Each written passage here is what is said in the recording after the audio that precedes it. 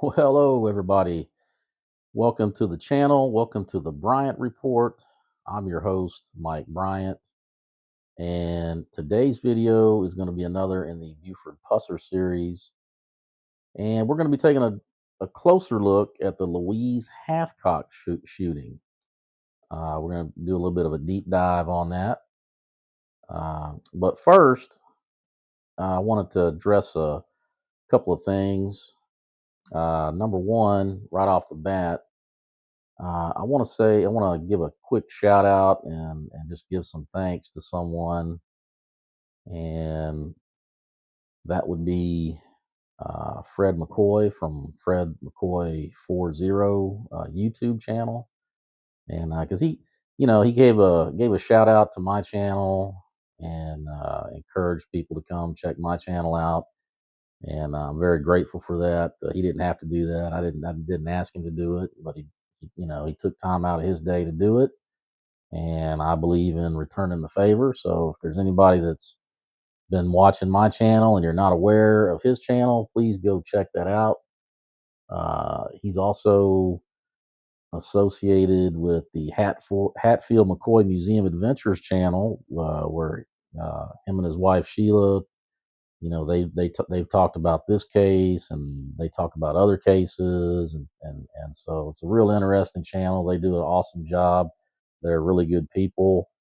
So I highly encourage anybody that's watching my channel, please go check them out. And, I think you'll be very glad that you did. And moving on to the next issue at hand, and that would be I just want to address something because I think that, people, the Buford Pusser case and the case involving his wife Pauline Pusser's murder, it's a really divisive topic, and I guess I wasn't really that aware of that when I started looking into this. I didn't realize that there's some people that are entrenched on both sides, and some people are very heated about it. And my channel, just to clarify, I'm not here. The goal of what I'm doing is not to solve this case, not to solve the case of Pauline Pusser's murder. I realize that too much time has passed, and I don't have the resources to do it, and so therefore, there's no way I'm going to be able to ever solve it. The goal of my channel and what I like to do is I just like to take a look at the cases, the investigations, who was involved, the history of it, the evidence that's been collected, and just have a discussion revolving around that and give my opinion on that. I mean, uh, my background as an investigator in the Navy, that's when I got into that, that really kind of piqued my interest into uh, true crime, and basically I like to take a look at the process, the steps that went into solving different cases, investigating different cases. How did the investigators arrive at their conclusions, and all of that? That's what I like to do. So I'm not here. So if you come to my channel, and I mean, first of all, I appreciate anybody that watches my channel. However you feel about the topics I cover, or if you don't agree with me, that's fine. Um, and everybody's welcome, to comment. I'm not going to be somebody that's going to block people, ban people. I'm not going to insult people. Now, if you come on my channel and you leave a comment and you insult me, then I'm going to fire back at you. I'm going to return fire. I'm going to defend myself.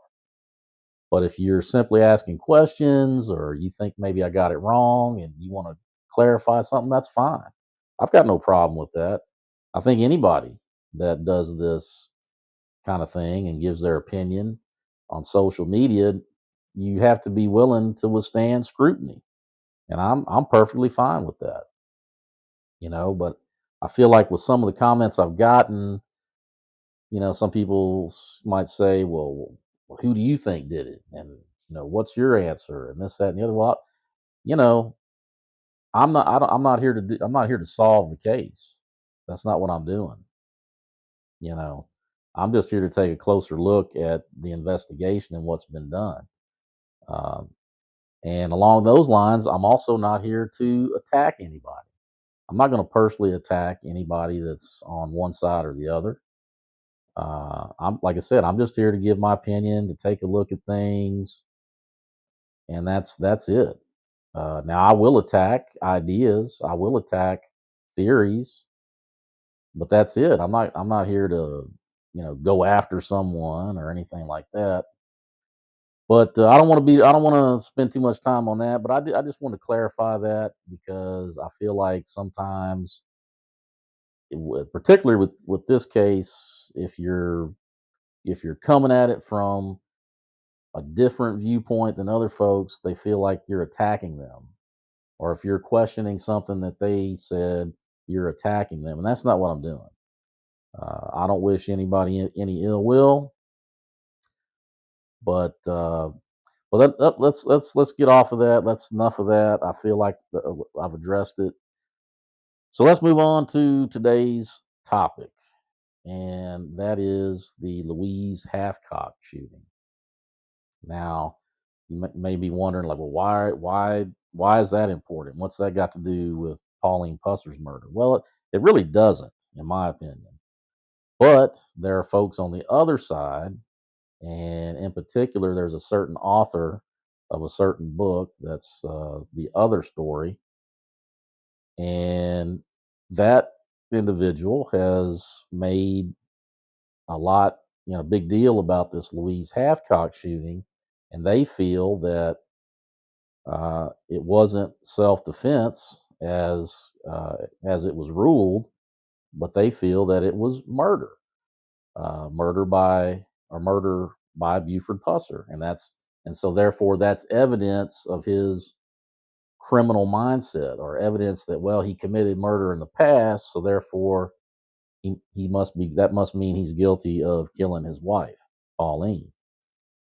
And so that's what I'm going to do. And he's questioned, you know, because that shooting did go in front of a grand jury, and according to his reports from people that he's talked to, he feels that the autopsy report was not presented to the grand jury. Now, I have no way of knowing whether or not it was, but what I'm going to show in this video is that it really didn't matter. It really had no bearing whether that autopsy report was shown or not shown. It had no bearing on why this shooting was a good shooting. Why Buford was justified in this. And so that's what I'm going to show today, or at least that's what I'm going to hope to show, and give you guys some food for thought. And you guys can let me know in the comments what you think and how wrong I am or how right I am or whatever. So, without further ado, uh, we'll talk. I'm going to talk about some basic law enforcement concepts before I get into it. Okay, so let me go ahead and we'll turn this on. Okay, so a lot of what I'm going to show you comes from the Federal Law Enforcement Training Center. Now, I'm familiar with the Federal Law Enforcement Training Center because a lot of my training that I received in the Navy doing law enforcement came from the FLETC. So I'm kind of familiar with them. And so we're going to talk about some concepts here. And let's see if I can get to it. All right. First of all, let's talk about deadly force. The definition of deadly force: that force which a person uses with the purpose of causing death or serious bodily harm, or which a reasonable and prudent person would consider likely to create a substantial risk of causing death or serious bodily harm. And then it gives you some examples of when you would be authorized or justified in using deadly force. self-defense, defense of others, defense of property involving national security, defense of property not involving national security but inherently dangerous to others, to prevent or interrupt serious offenses against persons, apprehension or arrest, escape, lawful order. Okay, so let's move on. Now this is what we would call the deadly force triangle. Now the deadly force triangle is typically made up of three elements: opportunity, capability, and intent. Now, there's different versions depending on which law enforcement agency you're with or which academy you go to. They may use this, they may use something else, their triangle might be made up of different things, but this is the way it was always taught to me. And it's pretty consistent with other agencies, but opportunity, what was the person there? uh, Capability, did they have the capability of inflicting bodily harm on you or death on you, or an intent, you know and then once those, if all three of those are met, then that closes the deadly force triangle, and that lets you know that you can use deadly force. All right, so this is a picture of Louise Hathcock.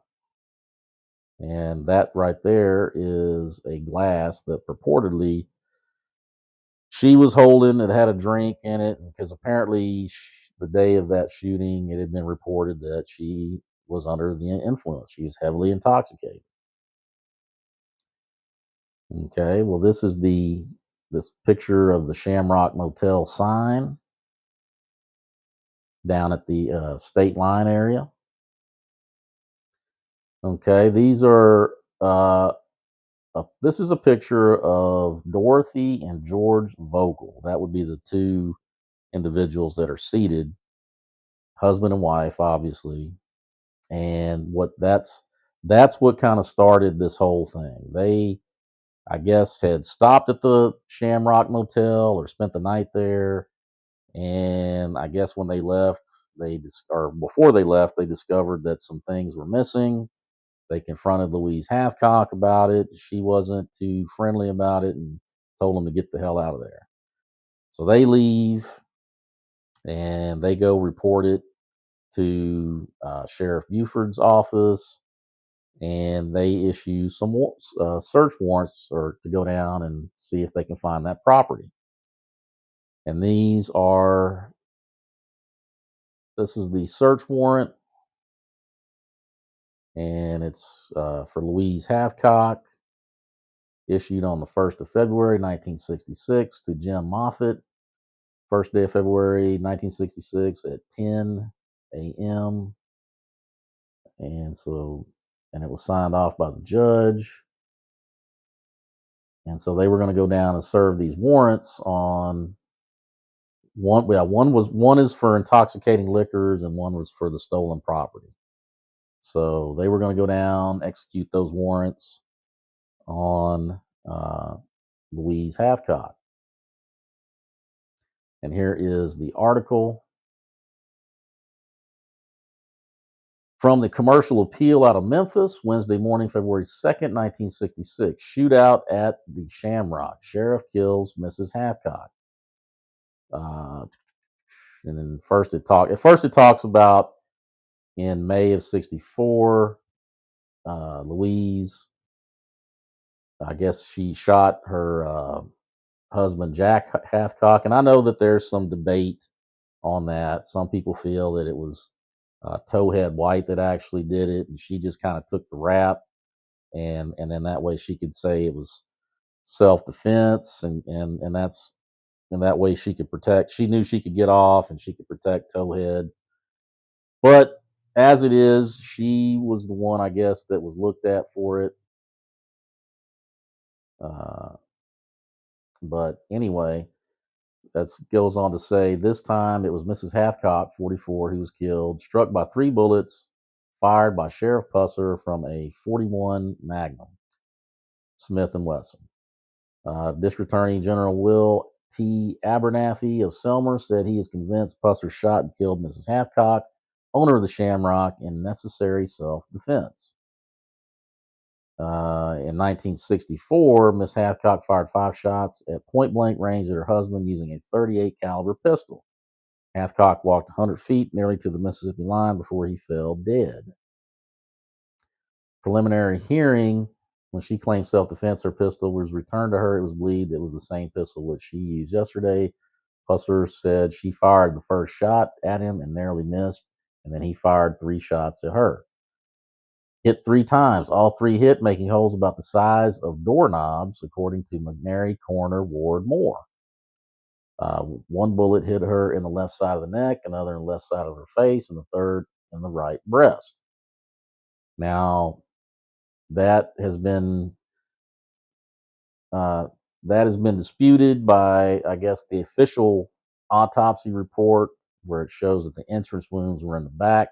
But like I said, I'm going to get to all of that, and I'm going to tell you why that doesn't really matter. It's really irrelevant. We go back up to the top. Francisco. Body was brought to Memphis, where Dr. Jerry Francisco, Shelby medical examiner, is in charge of an autopsy. It will be sent to McPeter's funeral home later today. Slaying happened at the Shamrock at 11 a.m. yesterday. Sheriff Pusser, who took office in August '64, and Chief Deputy Jim Moffitt and Deputy P. Plunk went to the Shamrock with a search warrant issued by Sessions Judge Clyde Treese of Selmer. The warrant was sworn out by Mr. and Mrs. George Vogel, which I showed you in the picture earlier, who lived near Benson, Illinois. Vogel spent Monday night at the Shamrock Motel and complained that a purse containing $125 in personal papers was stolen from their room. Officers say there have been reports in the past of thefts at the motel. Abernathy said he had an oral report from Warren Jones of Jackson, TBI, which said Pusser and his deputies talked to Miss Hathcock, who seemed to be highly intoxicated. She then asked Sheriff Pusser to step down the hall into her room, and the report indicates that after he did, she cursed him and fired a shot at him, which barely missed. Now, that's what's reported in the article.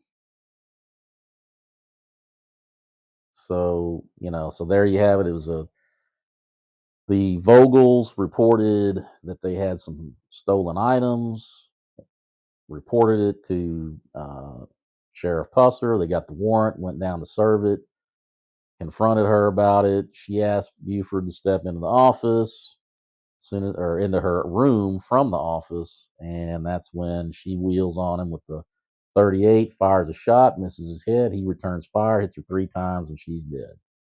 So that's really the pertinent facts.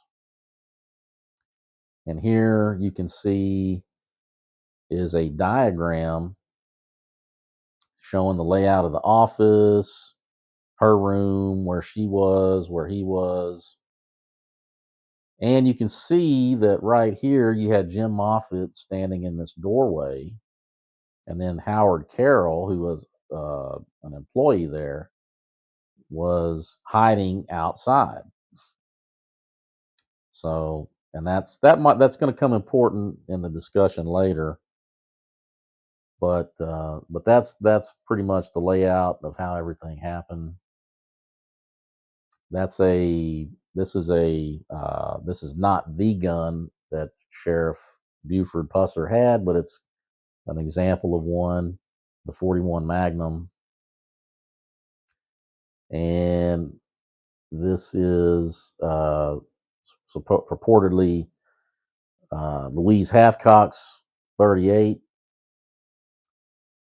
And then here is a tag from Dr. Peeler, and you can see it's not the best copy in the world, but you can kind of make it out.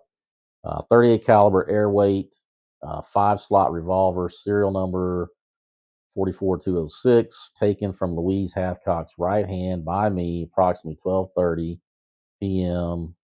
February 1st, 1966, and then he signed it. So that's proof that the gun was still in her hand when Dr. Peeler saw her. And then here's I guess, the other side of that tag, and it says, again, it's not the best of copies, but it says, revolver contained 5 shells. One only had been fired, and one had been snapped on but failed to fire. And it's again signed by Dr. Harry Peeler. So that supports, because part of that story was that she fired a shot at his head, missed, and then she approached him and tried to fire another shot, and then that's when she kind of started to flee. That's when he shot back at her. And then here we have the copy of the autopsy report. Let's see if I can make this a little bit bigger here. And this is Office of the Chief Medical Examiner, McNairy County. Name of the decedent, Louise Hathcock. Home address, Selmer.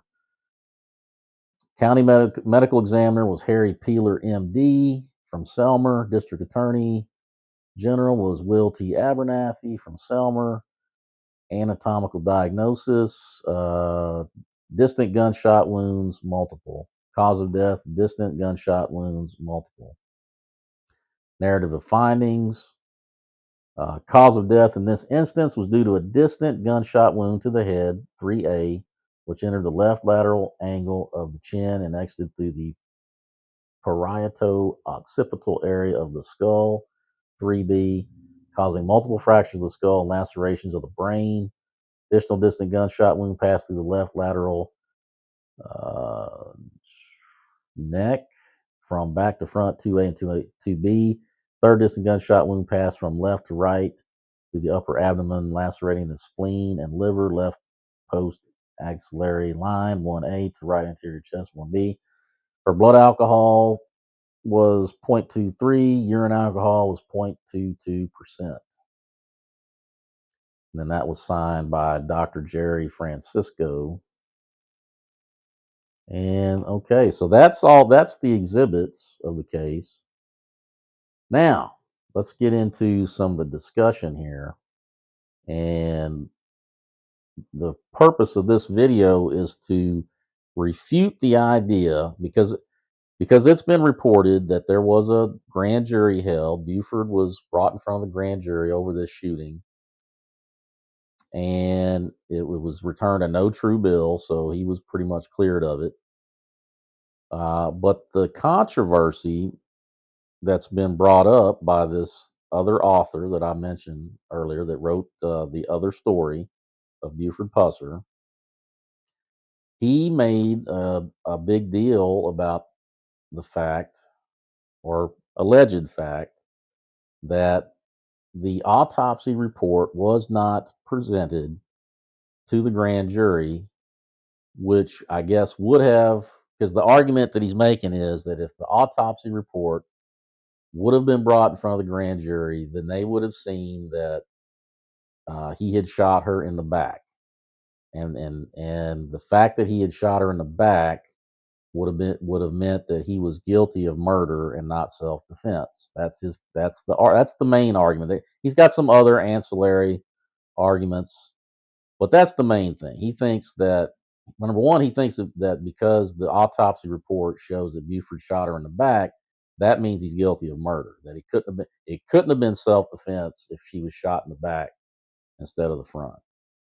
And that, number two, had the grand jury seen the autopsy report, then he probably would have been indicted, possibly convicted, because that's just his theory. Okay, and so now he's got some other theories that he also brings up, that there's this Howard Carroll individual that worked at the Shamrock Motel for Louise, and that he was hid outside, and that he had heard Louise beg for her life. Um, and so that would be evidence that Buford executed her instead of it being self-defense. I would simply refute that with, well, Jim Moffitt was in the same proximity and was probably better situated to hear something like that if it had happened, and he was a witness at the grand jury, and obviously that testimony didn't support that. So that wasn't his version of events. And so you might say, well, he was Buford's chief deputy, so he was just covering for his boss. Well, I could say that the same thing about Howard Carroll. He was he was in the employ of Louise Hathcock, so perhaps he had some allegiance to her. Maybe he wanted to make sure he kept his job down at the state line area. Maybe he wanted to make sure, or maybe he was fearful of the other state line individuals down there. If he said something, if he didn't testify that way, perhaps something would have happened to him. Because remember, Towhead White was still around, and if he, maybe he was afraid that Towhead would have retaliated against him. So really that thing that kind of can't they kind of cancel each other out, in my opinion, because you wouldn't be able to rely, one way or the other. So I would say take them both out, and let's just deal with this autopsy and this whole shooting in the back.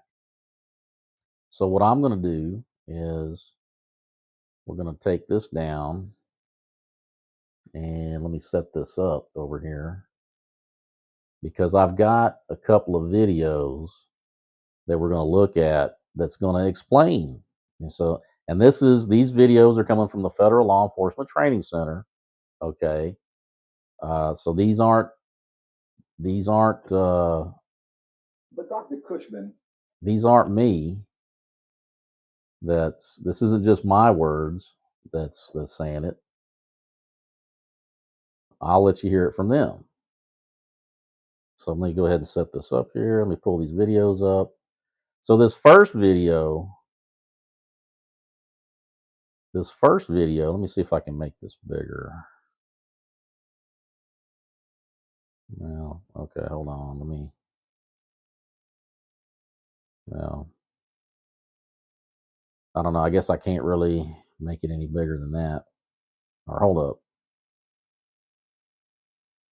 All right, so maybe that's a little bit better. All right, so anyway, this first video, it's from like I said, the Federal Law Enforcement Training Center, and it's about deadly force and when you can use it, how you can use it, and all of that. And so I'll stop it. It's about 4 minutes, and I'll stop it periodically. And this comes from the Public Resource Org YouTube channel. So this is where I got the video. Please check them out. Give them a subscribe. And let's go ahead and watch this, and I will stop it periodically for commentary. How does an officer know when deadly force is necessary? Well, necessary means no other reasonable alternative is available, and all other available means of preventing imminent danger to yourself or others have failed, or will likely. I'm sure these men and women would like to hear a scenario. Officers approach a house at night to arrest a bank robbery suspect who threatened tellers with a gun during the robbery. Two officers go to the front door, others put on cover. Okay, what's next? Suddenly, one officer gets a view inside the lighted house through a window. The officers at the front door knock and announce themselves. The officer watching through the window sees the suspect, matching the description of the robber, pick up a rifle and approach the front door, gun in hand. What does he do? The officer fires through the window glass, striking the suspect in the back and the side. All right. So there you have it. Officer shooting in the back and the sides. In the back. Now, where have we heard that before? Sounds kind of familiar. Sounds kind of like the Louise Hathcock shooting. But let's continue on and hear what else they have to say. And under the deadly force policy, Use of deadly force is permissible. why?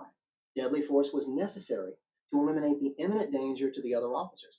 The bank robbery suspect armed himself with a deadly weapon after the officers announced themselves. There you go. It was to stop the threat of imminent danger, bodily harm, death for others. The officers announced themselves. Well, that's the same thing with Buford Pusser and his deputies, I mean, they came, served search warrants, confronted her about it. She knew who he was. So let's continue on here. Giving probable cause he intended violent resistance. Verbal warnings were not feasible because of this imminent danger. Joe, I've charted some items to consider when trying to determine necessity. Let's take a look. The likelihood the subject will use deadly force. Likelihood subject will use deadly force. Well, she had a gun. She fired it at Sheriff Buford. I mean, it doesn't get any more likely that they're going to use deadly force than that. Is an obvious factor. So is any knowledge that the subject will submit if the officer uses lesser or no force. Capabilities of the subject, such as any physical limitations that could prevent certain actions. The subject's access to weapons. Well, so access to weapons. She had a gun in her hand. So she definitely had access to weapons. And she had a history of using it. That is he armed? The presence of hostages who may be at risk, and knowledge of the subject's criminal record. Knowledge of the criminal record. Well, Buford knew, his deputies knew about Louise Hathcock. She had been in front of a grand jury for shooting her husband with that very same 38. And there's also stories out there where she used to carry a hammer and hit people with it. So, Buford certainly knew her criminal history. Each answer helps you decide necessity. Okay, here's something else. It says officers may use deadly force if they have reasonable belief the subject poses imminent danger. But let's talk real world. These officers don't have time to pull up criminal records on a subject in the heat of a confrontation. And the federal policy recognizes that. Reasonable belief and probable cause means facts and reasonable inferences drawn by officers at the time of confrontation. Every situation is different. Officers have to make split-second decisions in scenarios that unravel second by second. Split second decisions as things are happening. Uh, someone's confronting you. All of a sudden, you're there just serving a search warrant. You're asked to step into her room because she wants to talk to you about it. Next thing you know, you got somebody wheeling around and firing a 38 at you. And then tried to shoot you again, but it misfired. So that doesn't leave a lot of time to be sitting there mulling things over like, well, gee, should I pull my weapon, or gee, where should I try to shoot her in the center mass?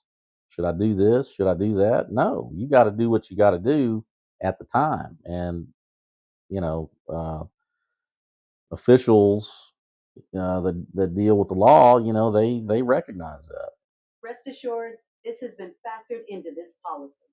Dr. Cushman, explain to me and our viewers exactly what imminent danger is. Certainly. The most important distinction here is that imminent does not relate to a specific point in time, but rather covers a period of time relevant to the situation. That sounds kind of vague. Give us an example. Well, a subject may pose an imminent danger even if he or she is not, at that moment, pointing a gun at an officer. How's that? If there's a weapon within reach of the subject, if the subject is running with a weapon. There you go. They don't necessarily have to be pointing the weapon at the officer to still be posing an imminent danger. They could be fleeing. They could be reaching for a weapon. Well, we know she still had the gun in her hand and she was going away from Buford. She was fleeing. And so she was still an imminent threat because there were still other people.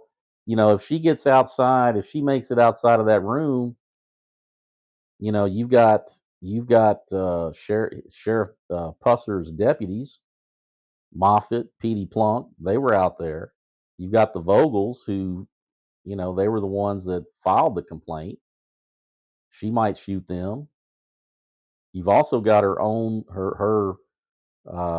employee, Howard Carroll, outside. Who knows? maybe she shoots him too. She was intoxicated. Her mental state was that she might not have been thinking too clearly.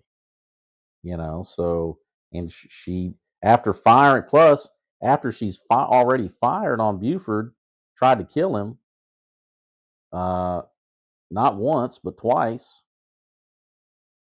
In her mind, now she might be afraid of being arrested, going to prison, getting the death penalty.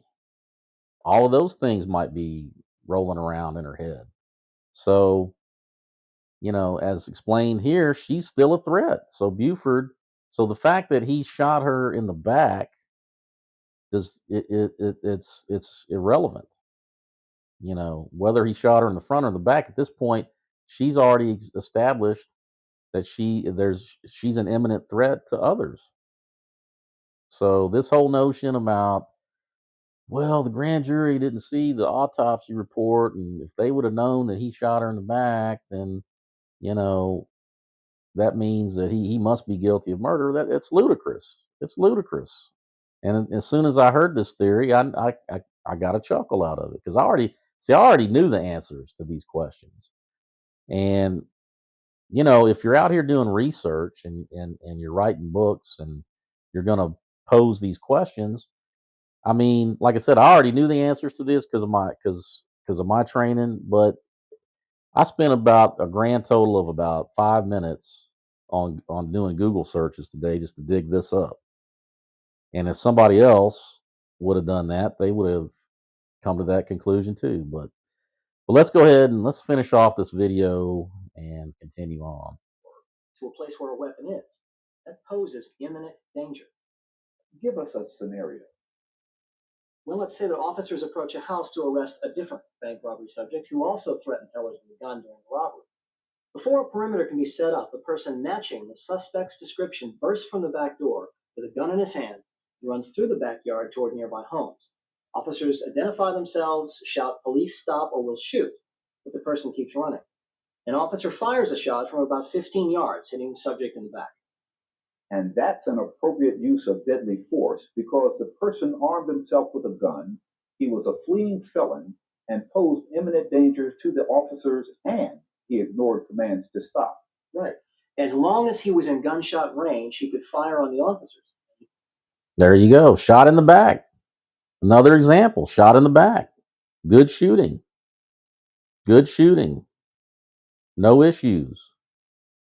He therefore posed an imminent danger to residents in nearby homes. But shooting at a suspect in a neighborhood poses its own set of risks. Definitely. Again, it's a split-second decision.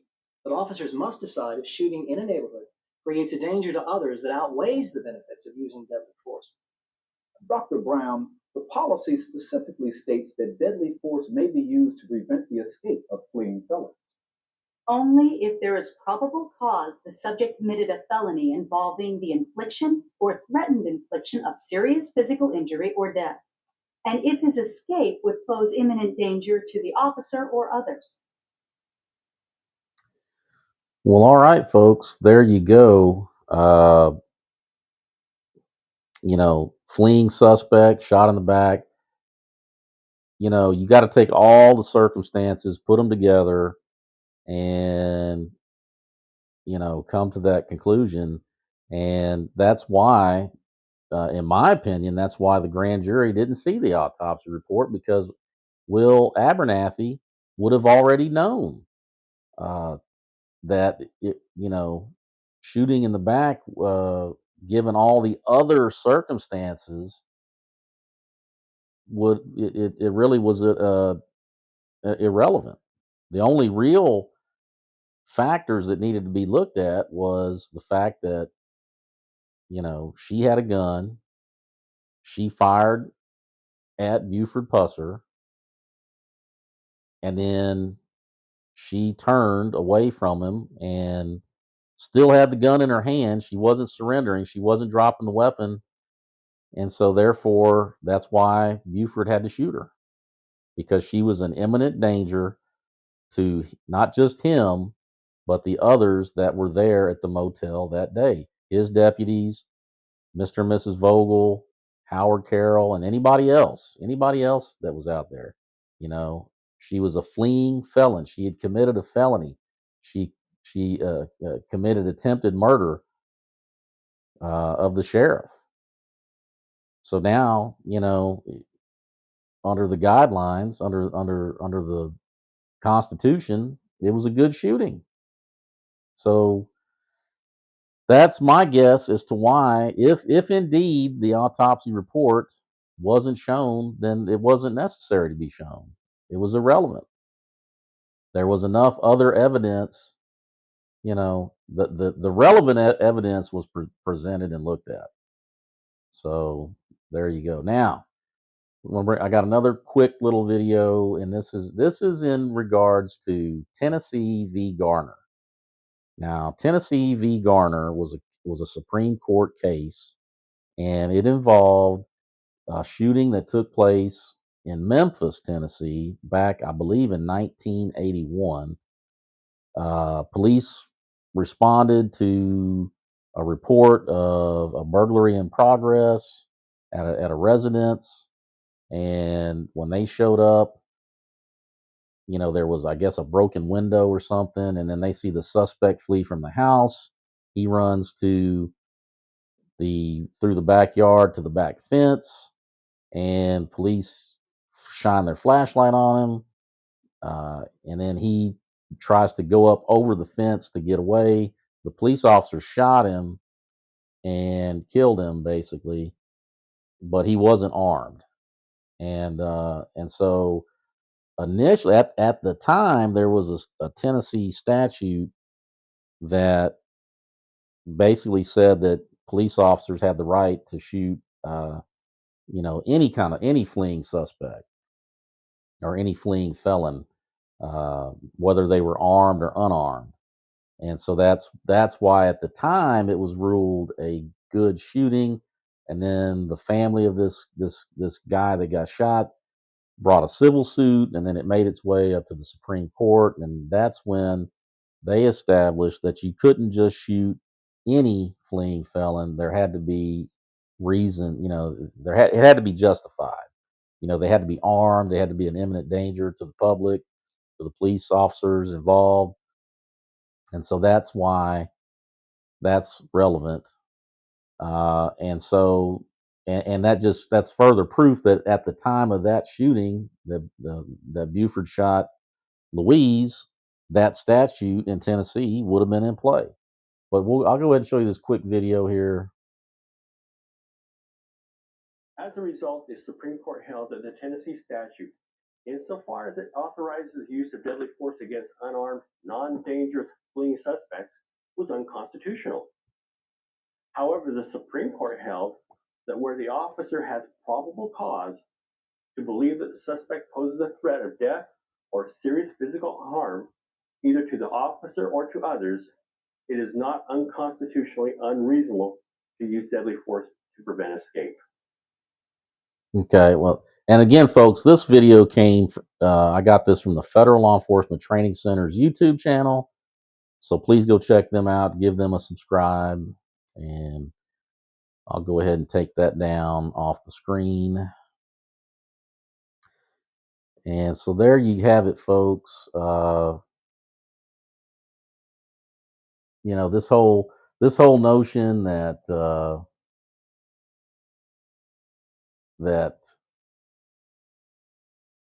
Louise Hathcock shooting was some sort of evidence. Oh shoot, let me go ahead and hit share screen. Stop screen sharing. All right, let's put that back up there. But yeah, that whole notion that the Louise Hathcock shooting was unjustified, and there was some sort of shadiness involved at the grand jury, and there was a cover up, and the grand jury was deprived of important information, and this somehow the autopsy report and the proof that he shot her in the back, that was proof that he committed murder, and therefore if he murdered Louise Hathcock, then he definitely was capable of murdering his own wife. And I think I've done a pretty good job here of showing that that's just ridiculous. It's just absolutely ridiculous. Uh, you know, I just don't see how anybody with any kind of real law enforcement training would look at that and think that way. So there you have it, folks. I think I've pretty much beat this one up. I think I've pretty much debunked the Louise Hathcock murder theory. But hey, that's just my opinion. And like I said in the beginning, that's all I'm here to do is to look over some of these cases, look at some of the evidence, and just see, were they right, were they wrong, give my opinion, and that's what I've done here. So you guys, now it's your turn. You can let me know in the comments what you think. Am I crazy? Am I off base? I don't know. Let me know. But as always, if you like this video, please consider hitting the thumbs up on the way out. If you like this content, please consider subscribing. Helps the channel grow, helps push the message out to the masses. And I truly do appreciate anybody that watches, likes, subscribes, shares. I hope you're having a great week. Hope you got some good plans for the upcoming Thanksgiving holiday. And I will see you guys on the next video. Take care, everybody.